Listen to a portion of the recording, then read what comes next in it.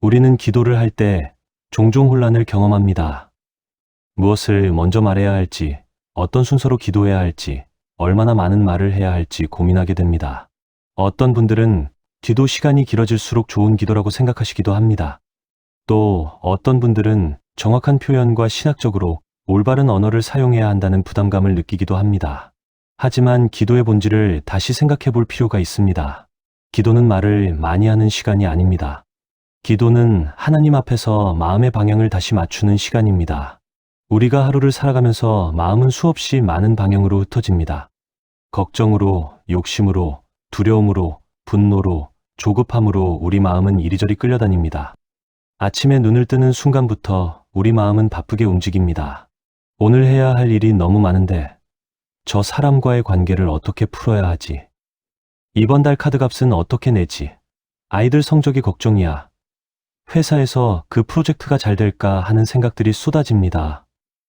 출근길에도, 일하는 중에도, 심지어 잠들기 전까지도 우리 마음은 쉬지 않고 이곳저곳으로 뛰어다닙니다. 이렇게 흩어진 마음을 한 곳으로 모으는 것, 그것이 바로 기도입니다. 기도는 온갖 방향으로 흩어진 내 마음을 하나님께로 다시 향하게 하는 시간입니다. 나침반이 북쪽을 가리키듯 기도는 우리 마음이 하나님을 향하도록 방향을 잡아주는 시간입니다. 그렇다면 우리는 어떻게 기도해야 할까요? 어떤 순서로, 어떤 내용으로 기도해야 마음의 방향이 제대로 잡힐까요? 이 질문에 대한 가장 명확한 답은 예수님께서 직접 가르쳐 주신 주기도문에 있습니다. 예수님께서 가르쳐 주신 주기도문은 단순한 암송문이 아닙니다. 많은 사람들이 주기도문을 형식적으로 외우고 반복하지만 주기도문의 진짜 가치는 그 안에 담긴 기도의 원리에 있습니다. 주기도문은 하늘의 질서를 따라 마음을 세워가는 기도의 길입니다. 하늘의 질서란 무엇일까요? 그것은 모든 것이 하나님으로부터 시작되고 하나님께로 돌아가는 질서입니다. 우리의 필요가 먼저가 아니라 하나님의 영광이 먼저입니다. 우리의 계획이 중심이 아니라 하나님의 뜻이 중심입니다. 우리의 생각이 기준이 아니라 하나님의 말씀이 기준입니다. 우리는 종종 이 순서를 뒤바꿔서 기도합니다. 하나님께 나아가자마자 내 필요부터 쏟아놓습니다. 하나님, 이것 좀 해주세요. 저것 좀 바꿔주세요.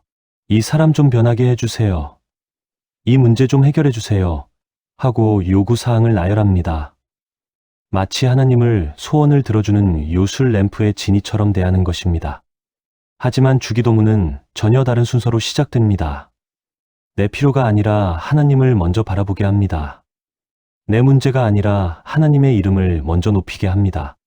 내 계획이 아니라 하나님의 나라를 먼저 구하게 합니다. 이 순서가 왜 중요할까요? 왜 예수님은 이런 방식으로 기도하라고 가르치셨을까요? 그것은 기도의 목적이 단순히 필요를 채우는 것이 아니라 하나님과의 관계를 회복하는 것이기 때문입니다. 기도는 하나님을 움직여서 내 뜻을 이루는 것이 아니라 나를 변화시켜서 하나님의 뜻 안으로 들어가는 것입니다. 이 기도의 원리를 따라 기도할 때 놀라운 일이 일어납니다. 우리의 생각이 정리됩니다. 복잡하게 얽혀있던 생각들이 하나님을 중심으로 다시 배열되기 시작합니다. 급했던 것들이 급하지 않게 되고 중요하지 않았던 것들이 중요하게 보이기 시작합니다. 우선순위가 달라집니다. 또한 마음이 안정됩니다. 온갖 걱정과 불안으로 요동치던 마음이 고요해집니다. 하나님을 바라보는 순간 문제가 크게 보이지 않습니다. 상황이 불가능해 보이지 않습니다. 사람이 두렵지 않습니다. 하나님이 크게 보일 때 모든 것이 제자리를 찾아갑니다. 그리고 무엇보다 하나님의 임재가 삶 가운데 자연스럽게 임하기 시작합니다. 하나님의 임재는 억지로 만들어지는 것이 아닙니다. 하나님의 임재는 우리가 올바른 방향을 향할 때 자연스럽게 경험되는 것입니다. 마치 해를 향해 고개를 들면 자연스럽게 햇빛을 받게 되는 것처럼 하나님을 향해 마음을 열면 하나님의 임재가 우리 삶에 임합니다. 그렇다면 주기도문은 어떻게 시작될까요? 주기도문의 첫 마디는 이렇습니다. 하늘에 계신 우리 아버지, 이 짧은 고백 안에 얼마나 깊은 진리가 담겨 있는지 모릅니다. 먼저 우리는 하나님을 바라봅니다. 하늘에 계신 이라는 표현은 하나님의 초월성을 나타냅니다. 하나님은 우리와 같은 차원에 계신 분이 아닙니다. 하나님은 우리보다 높으시고 크시며 모든 것을 다스리시는 분입니다. 하나님은 우리의 상황에 제한받지 않으시고 우리의 문제에 압도되지 않으시며 우리의 한계를 뛰어넘으시는 분입니다. 이 고백이 왜 중요할까요? 우리가 기도할 때 가장 먼저 해야 할 일은 하나님이 누구신지를 기억하는 것입니다. 하나님은 내 필요보다 크십니다. 하나님은 내 문제보다 위에 계십니다. 하나님은 내 상황보다 강하십니다. 이것을 기억할 때 우리는 올바른 관점으로 기도를 시작할 수 있습니다. 많은 사람들이 기도를 할 때 문제를 너무 크게 봅니다. 문제가 산처럼 보이고 상황이 거인처럼 보입니다. 그래서 기도를 하면서도 절망합니다. 이게 정말 해결될까? 하나님이 정말 들으실까? 이 상황이 정말 바뀔 수 있을까? 하는 의심이 듭니다. 하지만 하늘에 계신이라고 고백할 때 우리는 관점을 바꾸게 됩니다. 문제가 크게 보였던 것은 하나님을 작게 봤기 때문입니다. 상황이 불가능해 보였던 것은 하나님의 능력을 제한했기 때문입니다. 하지만 하나님은 하늘에 계십니다. 모든 것 위에 계십니다. 모든 것을 다스리십니다. 모든 것이 가능하십니다. 그런데 주기도문은 여기서 멈추지 않습니다. 하늘에 계신이라는 초월성의 고백 다음에 바로 우리 아버지라는 친밀성의 고백이 이어집니다. 이 두 고백이 함께 있다는 것이 놀랍습니다. 하나님은 멀리 계시면서도 가까이 계십니다. 높으시면서도 친근하십니다. 거룩하시면서도 따뜻하십니다. 우리 아버지라는 고백은 거리감을 없애는 고백입니다. 하나님은 멀리 계신 무서운 심판자가 아닙니다. 하나님은 나를 사랑하시는 아버지이십니다. 이 고백이 얼마나 혁명적인지 생각해 보세요. 구약시대 사람들은 하나님의 이름을 함부로 부르지 못했습니다.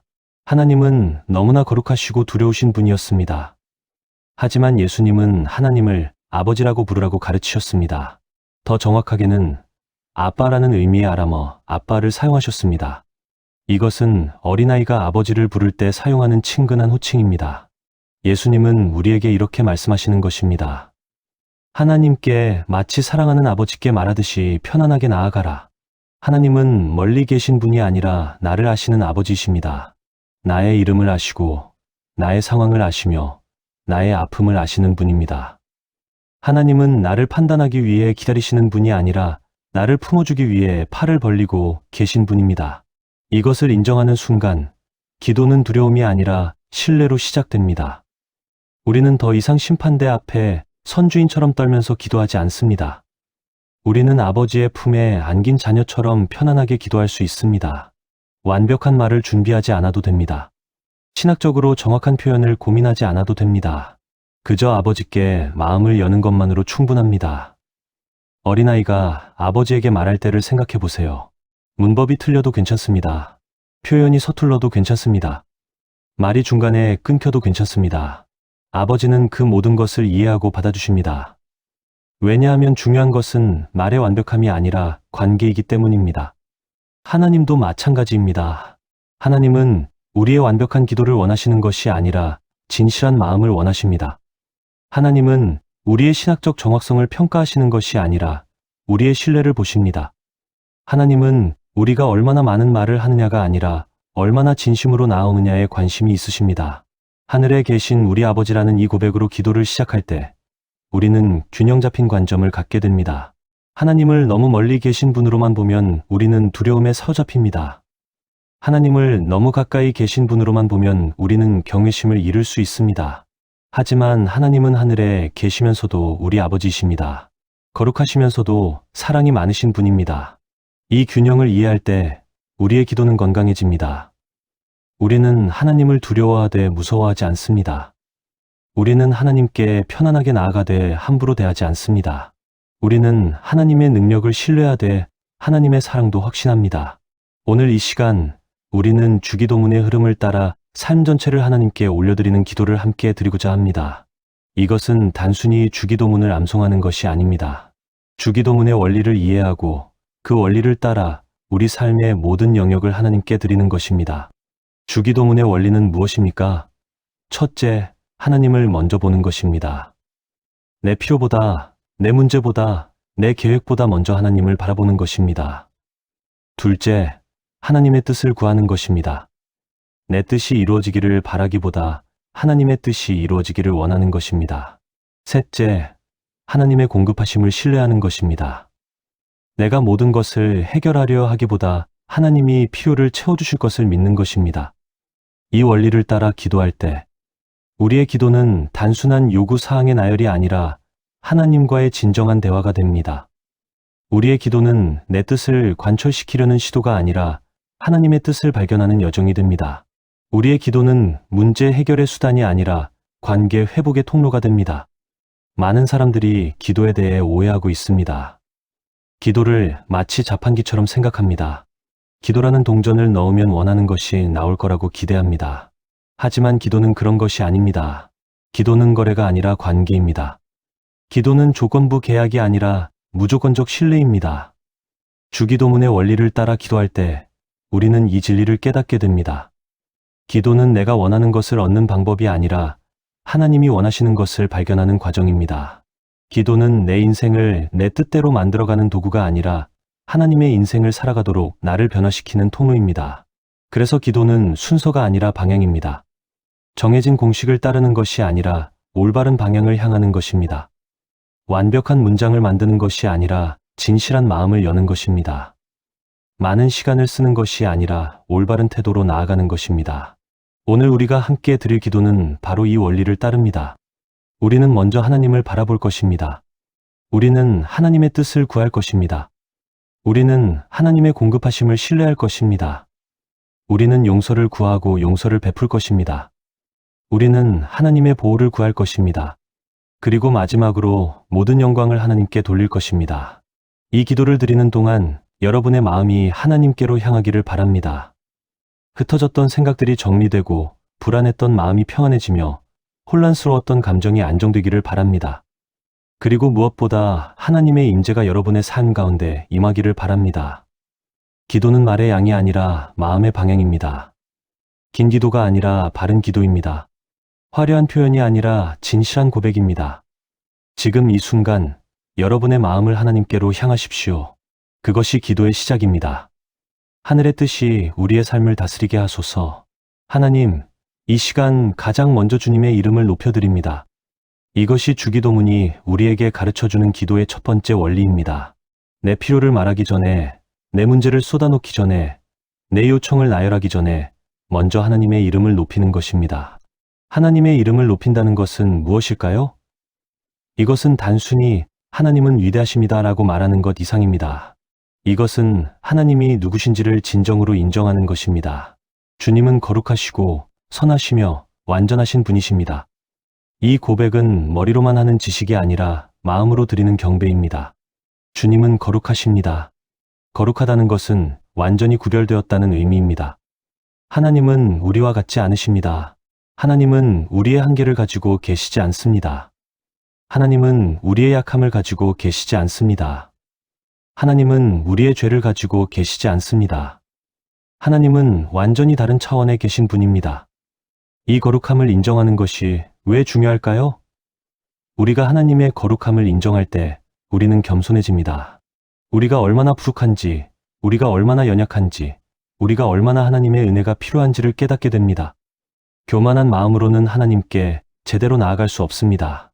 하지만 하나님의 거룩함 앞에 서면 우리는 자연스럽게 무릎을 꿇게 됩니다. 주님은 선하십니다. 이 고백은 특히 어려운 상황에서 중요합니다. 우리 인생에는 이해할 수 없는 일들이 일어납니다. 왜 이런 일이 생겼을까? 왜 저 사람은 잘 되는데 나는 힘들까? 왜 내 기도는 응답되지 않는 것 같을까 하는 질문들이 생깁니다.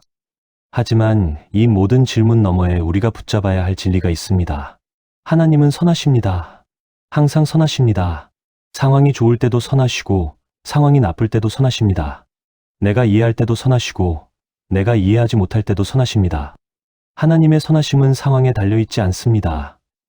하나님의 선하심은 하나님의 본성입니다. 성경은 시편 34편 8절에서 이렇게 말합니다. 너희는 여호와의 선하심을 맛보아 알지어다. 하나님의 선하심은 이론이 아니라 경험입니다. 우리가 하나님과 함께 인생을 걸어가면서 하나님의 선하심을 맛보게 됩니다. 당장은 이해되지 않는 일들이 나중에 보면 가장 큰 축복이었던 경우가 많습니다. 주님은 완전하십니다. 하나님께는 부족함이 없습니다. 하나님께는 실수가 없습니다. 하나님께는 후회가 없습니다. 하나님의 계획은 완벽합니다. 하나님의 타이밍은 정확합니다. 하나님의 방법은 최선입니다. 우리는 완전하지 않습니다. 우리의 계획은 자주 빗나갑니다. 우리의 판단은 종종 틀립니다. 우리의 생각은 제한적입니다. 하지만 하나님은 완전하십니다. 그래서 우리는 우리의 불완전함을 하나님의 완전하심에 맡길 수 있습니다. 이렇게 하나님의 이름을 높이고 나면 우리는 다음 단계로 나아갑니다. 우리의 생각은 하나님보다 크시고 우리의 상황보다 위에 계신 분이심을 고백합니다. 이 고백은 우리에게 관점의 전환을 가져다 줍니다. 우리는 종종 문제에 갇혀 삽니다. 문제가 너무 크게 보여서 다른 것은 아무것도 보이지 않습니다. 문제가 시야를 가득 채워서 희망이 보이지 않습니다. 문제가 너무 무거워서 일어설 수가 없습니다. 하지만 하나님은 우리의 생각보다 크십니다. 우리가 이건 불가능해 라고 생각할 때 하나님은 나는 불가능을 가능하게 하는 하나님이다 라고 말씀하십니다. 우리가 이건 너무 늦었어 라고 생각할 때 하나님은 내게는 때가 있다 라고 말씀하십니다. 우리가 이건 너무 복잡해 라고 생각할 때 하나님은 나는 모든 것을 보고 있다 라고 말씀하십니다. 하나님은 우리의 상황보다 위에 계십니다. 상황이 하나님을 지배하지 않습니다. 환경이 하나님을 제한하지 않습니다. 사람이 하나님을 막지 못합니다.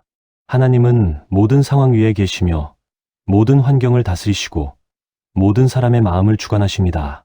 이제 우리는 주기도문의 핵심으로 들어갑니다. 주님의 나라가 임하기를 기도합니다. 이것은 단순히 미래의 천국을 기다리는 기도가 아닙니다.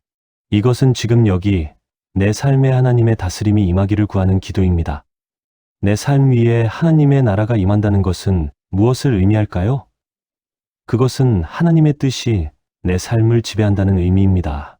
내 욕심이 아니라 하나님의 계획이, 내 감정이 아니라 하나님의 진리가, 내 생각이 아니라 하나님의 지혜가 나를 이끈다는 의미입니다. 내 가정 위에 하나님의 나라가 임하기를 기도합니다. 우리 가정이 단순히 함께 사는 공간이 아니라 하나님이 다스리시는 곳이 되기를 원합니다. 남편과 아내의 관계, 부모와 자녀의 관계, 형제자매의 관계에 하나님의 사랑과 평화가 임하기를 기도합니다. 많은 가정이 갈등으로 고통받고 있습니다. 서로를 이해하지 못하고 서로를 용납하지 못하며 서로를 사랑하지 못합니다. 하지만 하나님의 나라가 임하는 가정은 다릅니다. 그 가정에는 용서가 있고 화해가 있으며 회복이 있습니다. 왜냐하면 하나님이 그 가정을 다스리시기 때문입니다.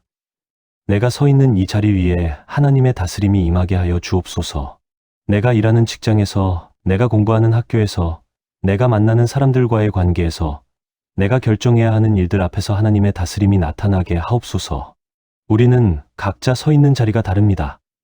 어떤 분은 회사에서 일하고 계십니다. 어떤 분은 학교에서 공부하고 계십니다. 어떤 분은 집에서 가족을 돌보고 계십니다. 어떤 분은 사업을 하고 계십니다. 하지만 우리 모두에게 공통된 것이 있습니다. 우리가 서 있는 그 자리가 하나님의 다스림이 필요한 자리라는 것입니다. 직장에서 하나님의 나라가 임한다는 것은 무엇일까요? 그것은 정직하게 일하는 것입니다. 동료를 사랑하는 것입니다. 공의롭게 결정하는 것입니다. 섬기는 마음으로 리더십을 발휘하는 것입니다. 이것이 바로 일터에서 하나님의 나라를 구현하는 것입니다. 학교에서 하나님의 나라가 임한다는 것은 무엇일까요? 그것은 성실하게 공부하는 것입니다. 친구들을 배려하는 것입니다. 정직하게 시험을 보는 것입니다. 하나님이 주신 재능을 발전시키는 것입니다. 이것이 바로 학교에서 하나님의 나라를 경험하는 것입니다. 이제 우리는 더 깊은 고백으로 나아갑니다. 내 뜻이 아니라 주님의 뜻이 이루어지게 하시고, 이것은 아마도 주기도문에서 가장 어려운 기도일 것입니다. 왜냐하면 우리는 본능적으로 내 뜻을 고집하기 때문입니다. 우리는 각자 나름의 계획이 있습니다. 나는 이렇게 살고 싶어. 나는 이런 일을 하고 싶어. 나는 이런 사람과 관계하고 싶어 하는 원함들이 있습니다. 그리고 우리는 종종 이 원함들을 하나님께 승인받으려 합니다. 하나님, 제 계획이 좋지 않나요? 이것을 이루게 해주세요. 하지만 주기도문은 다른 방향을 가리킵니다. 내 뜻을 하나님께 관철시키는 것이 아니라 하나님의 뜻을 내가 받아들이는 것입니다. 이것은 포기가 아닙니다. 이것은 신뢰입니다. 내 생각이 최선이 아닐 수 있다는 것을 인정하고 하나님의 생각이 더 높고 더 선하다는 것을 믿는 것입니다.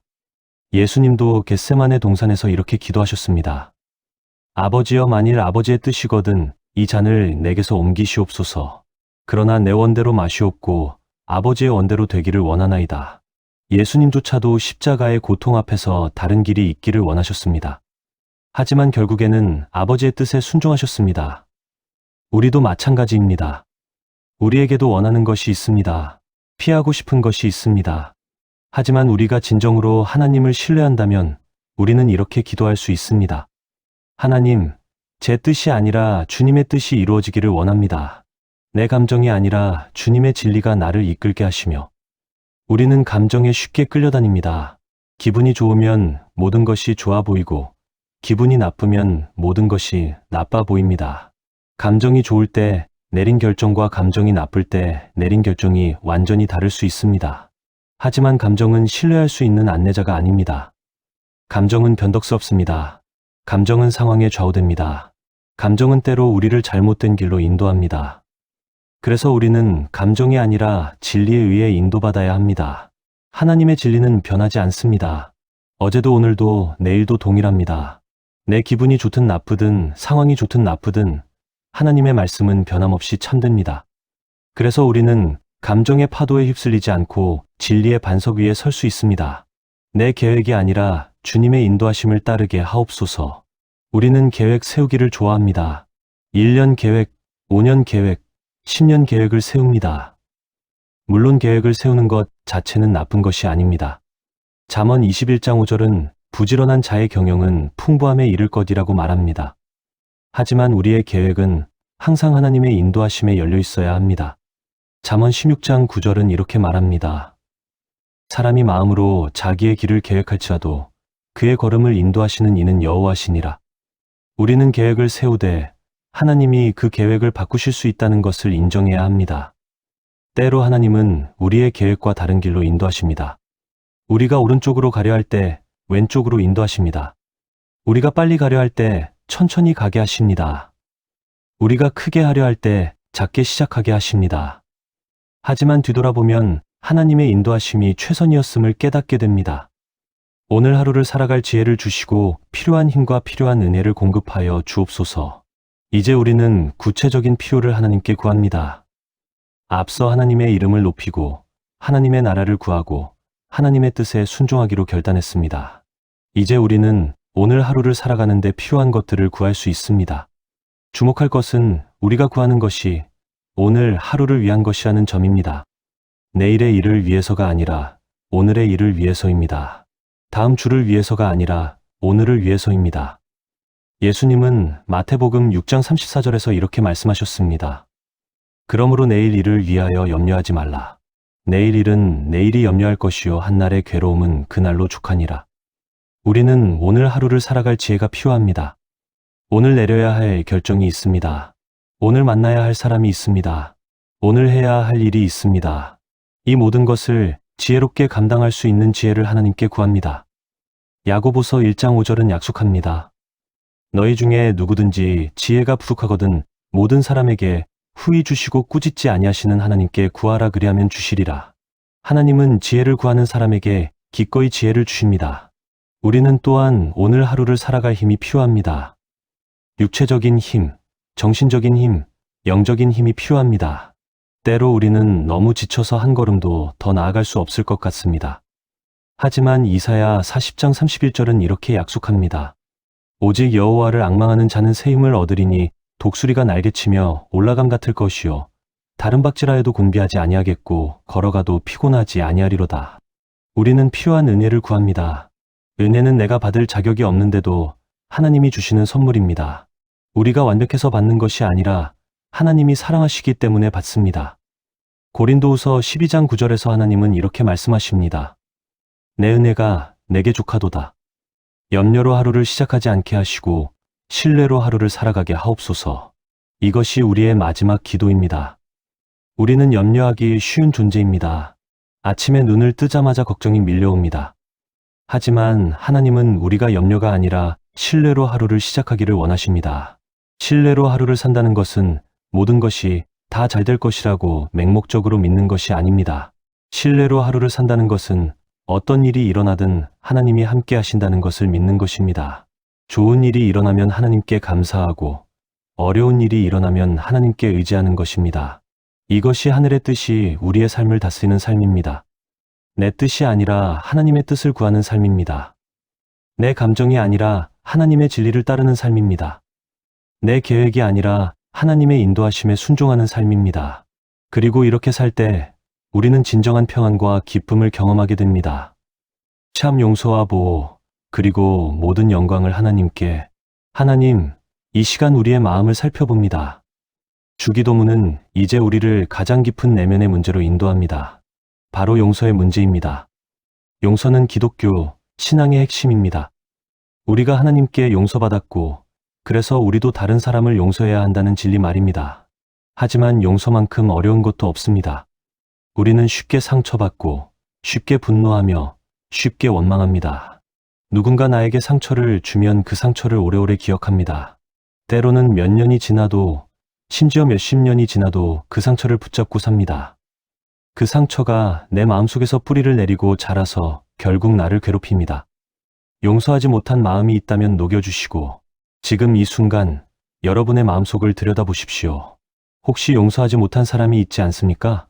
아직도 그 사람이 한 말, 그 사람이 한 행동, 그 사람이 준 상처를 붙잡고 계시지는 않습니까? 그 사람의 이름만 떠올려도 마음이 불편해지고, 그 사람과 관련된 기억만 떠올라도 화가 치밀어 오르지는 않습니까? 용서하지 못한 마음은 얼어붙은 마음과 같습니다. 딱딱하게 굳어서 아무것도 받아들이지 못합니다. 사랑도, 기쁨도, 평안도 들어올 수 없습니다.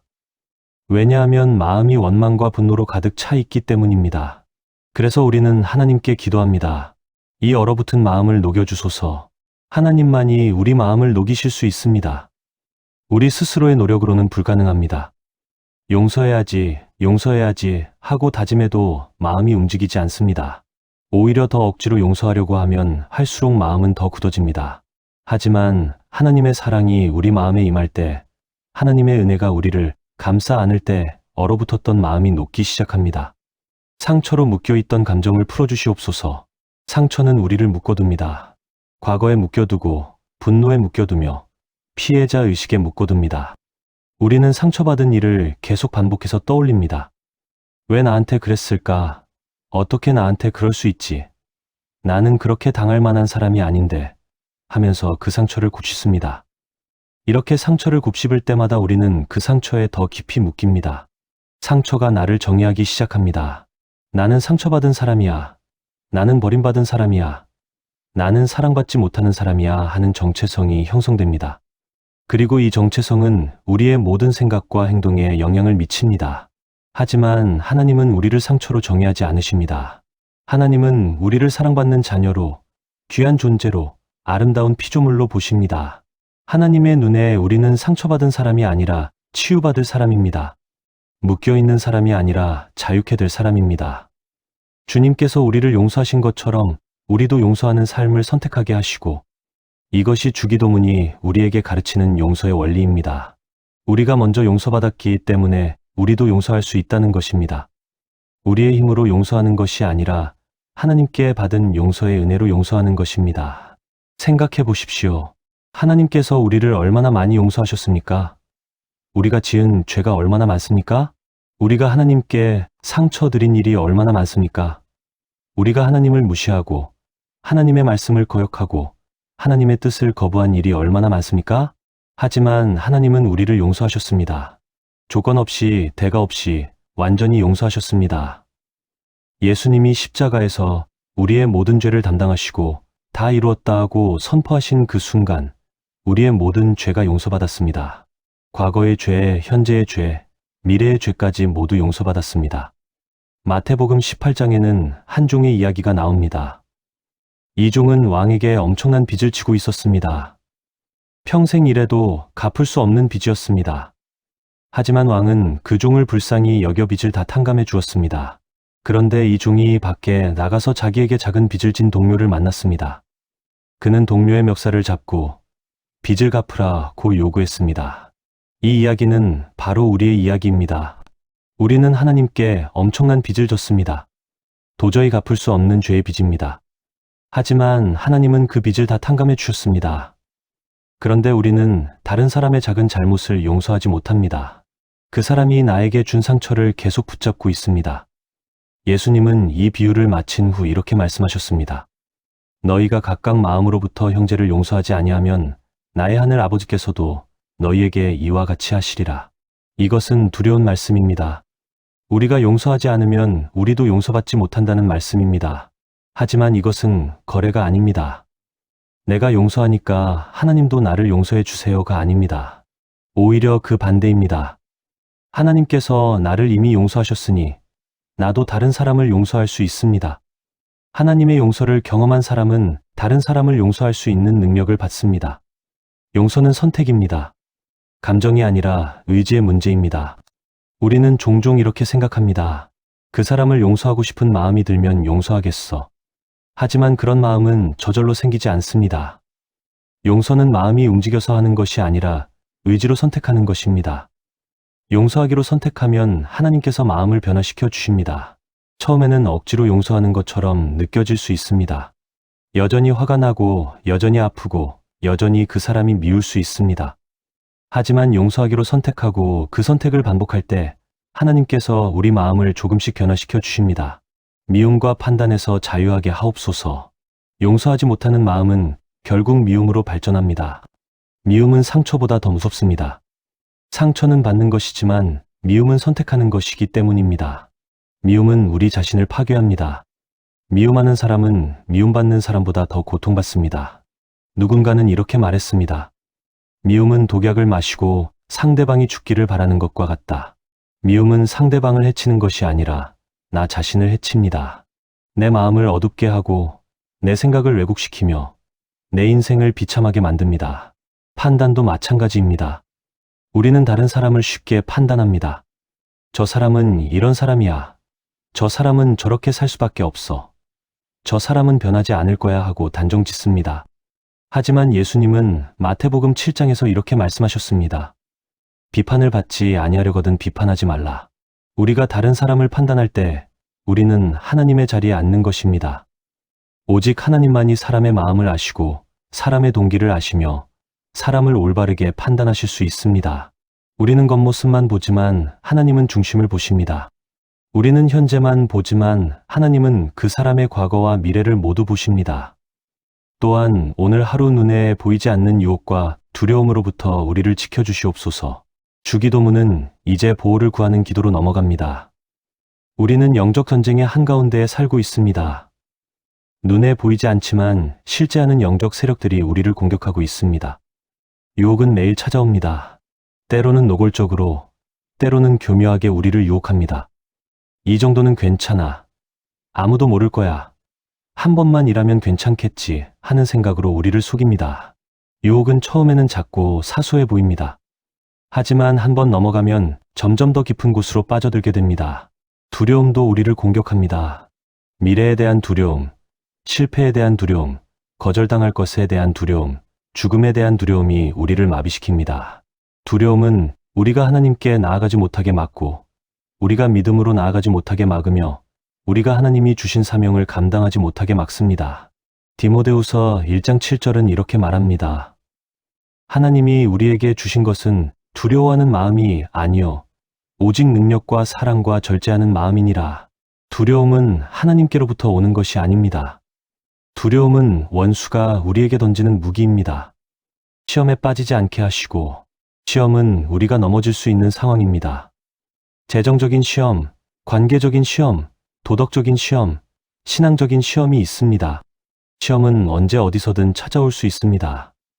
우리가 강할 때도 약할 때도 잘 될 때도 안 될 때도 시험은 찾아옵니다. 예수님도 광야에서 사탄의 시험을 받으셨습니다.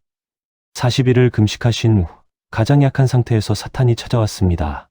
내가 하나님의 아들이거든 이 돌들로 떡이 되게 하라. 사탄은 예수님의 약점을 공격했습니다. 하지만 예수님은 말씀으로 대응하셨습니다. 사람이 떡으로만 살 것이 아니요 하나님의 입으로부터 나오는 모든 말씀으로 살 것이라. 우리도 시험을 이기는 방법은 말씀입니다.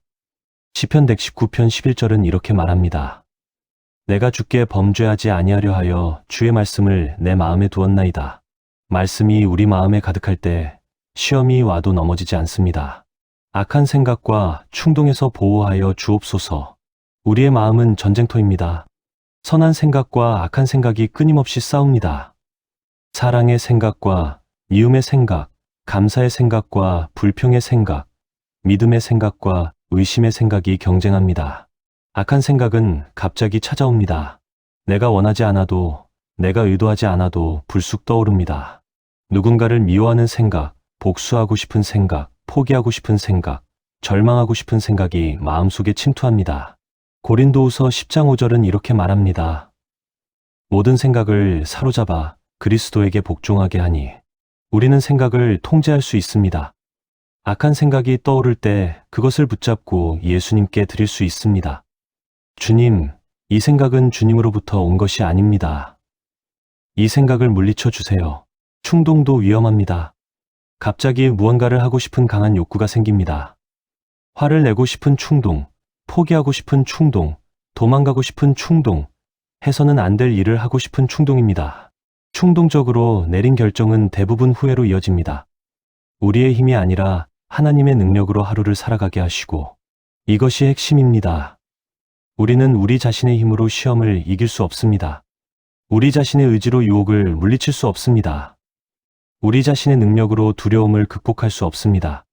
하지만 하나님의 능력은 다릅니다. 하나님의 능력은 무한합니다. 하나님의 능력은 우리의 약함 속에서 완전하게 나타납니다. 고린도후서 12장 9절에서 하나님은 바울에게 이렇게 말씀하셨습니다. 내 은혜가 내게 족하도다. 이는 내 능력이 약한 데서 온전하여짐이라. 우리가 약할 때 하나님이 강하십니다. 우리가 할 수 없을 때 하나님이 하실 수 있습니다. 우리가 넘어질 것 같을 때 하나님이 붙들어 주십니다. 이것이 바로 은혜입니다. 주님의 손 안에 거하는 안전함을 누리게 하옵소서. 가장 안전한 곳은 하나님의 손 안입니다. 시편 91편 1절은 이렇게 말합니다. 지극히 높으신 이의 은밀한 곳에 거주하며 전능하신 이의 그늘 아래에 사는 자여. 하나님의 손 안에 있을 때 우리는 진정으로 안전합니다. 세상은 불안정합니다. 언제 무슨 일이 일어날지 알 수 없습니다. 경제가 흔들리고 관계가 깨지며 건강이 무너질 수 있습니다. 하지만 하나님의 손은 흔들리지 않습니다. 하나님의 손은 우리를 꽉 붙잡고 계십니다. 요한복음 10장 28에 이 구절에서 예수님은 이렇게 약속하셨습니다. 내가 그들에게 영생을 주노니 영원히 멸망하지 아니할 것이요 또 그들을 내 손에서 빼앗을 자가 없느니라. 그들을 주신 내 아버지는 만물보다 크심에 아무도 아버지 손에서 빼앗을 수 없느니라. 우리는 하나님의 손 안에서 완전히 안전합니다. 마지막으로 고백합니다. 나라와 권세와 영광이 모두 하나님께 있음을 믿습니다. 이것이 주기도문의 송영입니다. 우리의 기도는 하나님께 영광을 돌리는 것으로 끝납니다. 처음에 하나님의 이름을 높이는 것으로 시작했듯이 마지막에도 하나님께 영광을 돌립니다. 나라는 하나님의 것입니다. 이 세상의 모든 나라와 권력은 결국 하나님께 속해 있습니다. 인간의 왕국은 일어났다가 사라지지만 하나님의 나라는 영원합니다. 권세는 하나님의 것입니다. 모든 권세와 능력은 하나님으로부터 나옵니다. 어떤 힘도 하나님의 허락 없이는 존재할 수 없습니다. 영광은 하나님의 것입니다. 우리가 무엇을 성취하든 우리가 무엇을 이루든 모든 영광은 하나님께 돌려야 합니다. 고린도전서 10장 31절은 이렇게 말합니다. 그런즉 너희가 먹든지 마시든지 무엇을 하든지 다 하나님의 영광을 위하여 하라. 우리의 삶을 통해 하나님만이 높임 받으시기를 원합니다. 이것이 우리 기도의 궁극적인 목적입니다. 내가 높아지는 것이 아니라 하나님이 높아지는 것입니다. 내 이름이 알려지는 것이 아니라 하나님의 이름이 알려지는 것입니다. 내가 영광받는 것이 아니라 하나님이 영광 받으시는 것입니다. 오늘의 기도를 통해 우리의 마음이 정렬되고 하루의 방향이 새로워졌음을 믿습니다. 우리는 지금 긴 여정을 마쳤습니다. 하나님의 이름을 높이는 것으로 시작하여 하나님의 나라를 구하고 하나님의 뜻에 순종하며 오늘의 필요를 구하고 용서를 실천하며 보호를 구하고 마지막으로 하나님께 영광을 돌렸습니다. 이 기도를 통해 무엇이 달라졌습니까? 우리의 마음이 정렬되었습니다. 흩어졌던 생각이 하나님을 중심으로 다시 배열되었습니다. 혼란스러웠던 감정이 하나님의 평안 안에서 안정되었습니다. 불확실했던 방향이 하나님의 인도하심 안에서 분명해졌습니다. 이 기도가 오늘을 지키고 내일을 여는 열쇠가 되게 하옵소서. 오늘 우리가 드린 이 기도는 단지 말로 끝나는 것이 아닙니다. 이 기도는 우리의 하루를 지킵니다.